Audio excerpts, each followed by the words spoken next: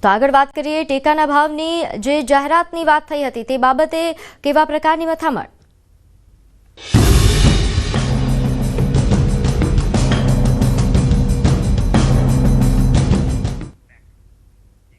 જાહેરાત બાદ પણ ટેકાના ભાવે ખરીદી અટકી।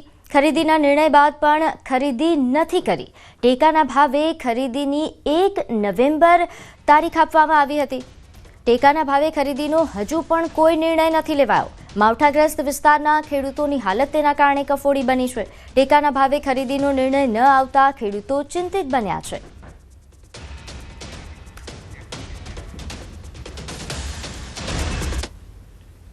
તો તરફ રાજકોટના જસદણ માર્કેટિંગ યાર્ડમાં કોંગ્રેસ અને ખેડૂતોએ હરાજી બંધ કરાવી। જસદણ માર્કેટિંગ યાર્ડમાં કપાસ, મગફળી અને સોયાબીન સહિતના પાકોના પૂરતા ભાવ ન મળવાના કારણે કોંગ્રેસના નેતાઓ અને ખેડૂતો દ્વારા હરાજી બંધ કરવામાં આવી હતી।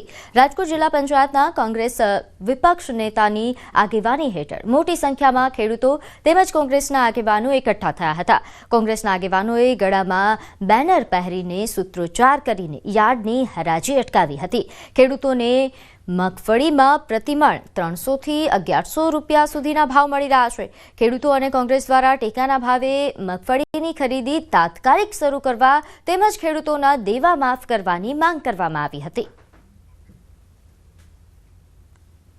એક દિવસ માટે ખેડૂતના હિતોને ધ્યાન લઈને એક દિવસ માટે બંધ કરવામાં આવી છે। બંધ એટલા માટે કરવામાં આવી છે કે સરકાર દ્વારા ટેકાના ભાવની આવતા અઠવાડિયાની અંદર શરૂઆત કરવામાં આવે। જો ટેકાના ભાવથી કપાસ, મગફળી અને સોયાબીનની ખરીદી કરવામાં આવશે તો ઓપન માર્કેટની અંદર 200 થી 300 રૂપિયાનો છે સુધારો આવશે કે તેજી આવશે।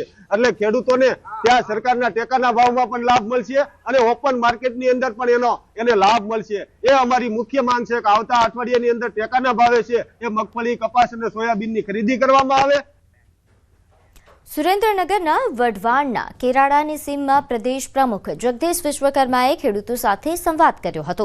કમોસમી વરસાદના કારણે ખેડૂતોને મોટા પ્રમાણમાં પાક નુકસાન થયું છે, ત્યારે પ્રદેશ પ્રમુખ જગદીશ વિશ્વકર્માએ આ મામલે ચર્ચા કરી અને ખેડૂતોને ઝડપથી વળતર આપવાની બાંહેધરી આપી। ખાટલા પર બેસીને ખેડૂતો સાથે ચા પણ પીધી। જગદીશ વિશ્વકર્મા સાથે મંત્રી કુંવરજી બાવળિયા, નાયબ મુખ્ય દંડક જગદીશ મકવાણા, જિલ્લા ભાજપ પ્રમુખ હિતેન્દ્રસિંહ ચૌહાણ અને કિરીટસિંહ રાણા પણ ઉપસ્થિત રહ્યા। એમને જે અમે પાકને નુકસાન જે બધું કઈ થયું છે એમને દેખાડ્યું રૂબરૂ અને એમને જે સરકાર જે સહાય આપે એમને કીધું છે। વાત તો સાંભળી છે કે સરકાર સહાય આપશે, પણ એ જે વહેલી તકે કરે એવી અમને બાંહેધરી આપી છે। એમને બધાનો જગદીશભાઈનો ખૂબ ખૂબ આભાર। મારો કપા 300 મણ થાય એવું હતું, અત્યારે 150 મણ થાય। એને એમ મજૂરને 50 મણ મજૂરને ભાગમાં આવ્યો છે તો 100 મણ રહ્યો તો 100 મણમાં ખેડૂતનો ખર્ચો બધો હોય એટલે ખેડૂતને 50% ઉપર નુકસાન છે અને એ ખેડૂતને માર જ છે। એટલે સરકારને જે સહાય આપે કુદરત કોપે એમાં કોઈનું હાલે નહીં અને સરકારને આપણે વિનંતી કરવી જે આપણને મદદ કરે એટલું આપણે કહેવાનું છે।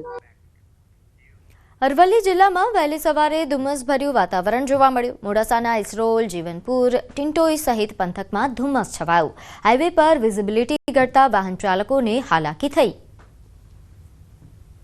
તો દ્રશ્યો અરવલ્લીથી સામે આવી રહ્યા છે, જ્યાં વાદળછાયું વાતાવરણ જોવા મળ્યું અને સવારે ધુમ્મસભર્યા વાતાવરણના કારણે વિઝિબિલિટી ઓછી થઈ હતી, જેના કારણે અહીં વાહન ચાલકોને હાલાકી ભોગવવી પડી। જોકે માવઠાથી લોકોને રાહત મળી।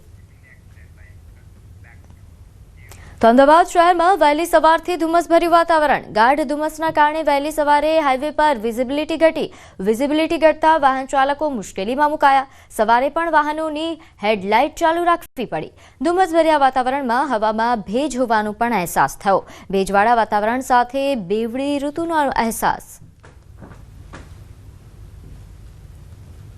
અમદાવાદમાં વહેલી સવારથી જ ધુમ્મસભર્યું વાતાવરણ છવાયું છે। હું સીધા દ્રશ્ય આપને બતાવીશ, જે આ એસજી હાઈવેના દ્રશ્યો છે કે જ્યાં ધુમ્મસ ભર્યું વાતાવરણ અને જાણે ધુમ્મસની ચાદર છવાઈ હોય તે પ્રકારના દ્રશ્યો જોવા મળી રહ્યા છે અને જે રસ્તા ઉપર હાઈવે પર જે છે તે વિઝિબિલિટી જે છે તે ઓછી થઈ ગઈ છે અને તેના કારણે વાહન ચાલકોને વાહન ચલાવવામાં પરેશાનીનો સામનો કરવો પડી રહ્યો છે।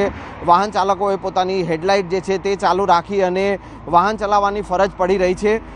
એક તરફ જે શિયાળો જે છે તેનો પણ શરૂઆત થઈ ચૂકી છે અને તેના કારણે વહેલી સવારે ઠંડકનો માહોલ જે છે તે જોવા મળે છે અને સાથે સાથે વહેલી સવારે જે ધુમ્મસભર્યું વાતાવરણ જોવાયું છે અને ધુમ્મસભર્યા વાતાવરણના કારણે ડબલ ઋતુનો અહેસાસ જે છે એક તરફ હવામાન જે છે હવામાં ભેજ જોવા મળે છે ધુમ્મસના કારણે અને બીજી તરફ ઠંડક જે છે શિયાળાના કારણે જોવા મળી રહી છે એટલે ડબલ ઋતુનો અહેસાસ જોવા મળી રહ્યો છે અને તેના કારણે પણ લોકોને પરેશાનીનો સામનો કરવો પડી રહ્યો છે. કેમેરામેન હરીશ શર્મા સાથે સંજય ટાંક, ન્યૂઝ 18 ગુજરાતી, અમદાવાદ. તો અમદાવાદ વડોદરા હાઈવે પરથી પસાર થતા વાહન ચાલકો સાવધાન થઈ જજો. પોતાના વાહનની ગતિ ધીમી રાખવા હાઈવે ઓથોરિટીની અપીલ છે. એક્સપ્રેસ વે અને નેશનલ હાઈવે પર ગાઢ ધુમ્મસની ચાદર પથરાઈ છે. ગાઢ ધુમ્મસના કારણે વિઝિબિલિટી ઘટી રહી છે ત્યારે વાહન ચાલકોએ સાવધાનીપૂર્વક વાહન ચલાવવા માટે અપીલ કરાઈ. વિઝિબિલિટી ઘટવાના કારણે હાઈવે પર અકસ્માતનો ભય રહે છે. જમ્મુ કાશ્મીરના કેટલાક ભાગોમાં ભારે હિમવર્ષા થઈ રહી છે. સિઝનની તાજી હિમવર્ષાના દ્રશ્યો સામે આવ્યા. કુપવાડામાં બરફવર્ષા થઈ રહી છે. કાશ્મીર ખીણના ઉપરના ભાગોમાં બરફવર્ષા થઈ. ગુલમર્ગના અફરવત વિસ્તાર તેમજ સોનમર્ગ, કુપવાડાના માછિલ વિસ્તાર સહિત બાંદીપોરા જિલ્લાના રાજદાન ટોચ પર 3 થી 4 ઇંચ જેટલો બરફ પડ્યો જેના દ્રશ્યો સામે આવ્યા છે. તો કાશ્મીર ખીણના ઉપરના ભાગોમાં બરફવર્ષા થતાં જ હાલ આ વિસ્તાર બરફથી છવાઈ ચૂક્યો છે.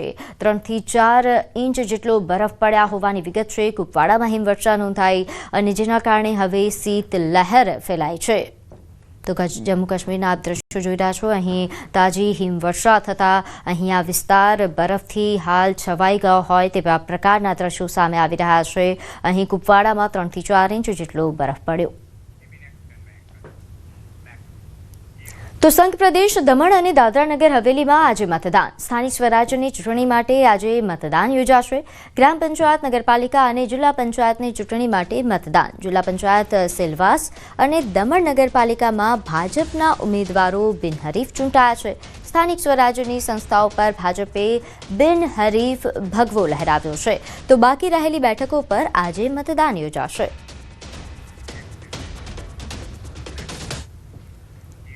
સસ્તા અનાજની દુકાનધારકોની હડતાળ સમેટાઈ. સરકારે માંગણી સ્વીકારતા આગેવાનોએ હડતાળ સમેટી. કમિશનમાં પ્રતિ કિલો 3 રૂપિયા આપવાની માંગણી સ્વીકારવામાં આવી છે. મહિને ઓછામાં ઓછું 30,000 કમિશન કરવાની માંગણી સ્વીકારી લેવાઈ છે. અન્ન અને નાગરિક પુરવઠા વિભાગે સસ્તા અનાજની દુકાનધારકોની માંગણીઓ સ્વીકારી છે. સમગ્ર મામલે નાણાં વિભાગને દરખાસ્ત મોકલવામાં આવશે. 97% ઘટાડીને 94% વિતરણ કરવાની પણ માંગણી સ્વીકારવામાં આવી. મંત્રી રમણ સોલંકી સાથે આગેવાનોની બેઠક મળી હતી અને જે બાદ આ નિર્ણય લેવાયો. કમિશનમાં ₹1.50 3 રૂપિયા કરવા અને મિનિમમ કમિશનના 20,000 રૂપિયાના 30,000 કરવા માટે સાનુકૂળ રીતે પ્રતિભાવ સરકારશ્રી તરફથી આપવામાં આવ્યો. 97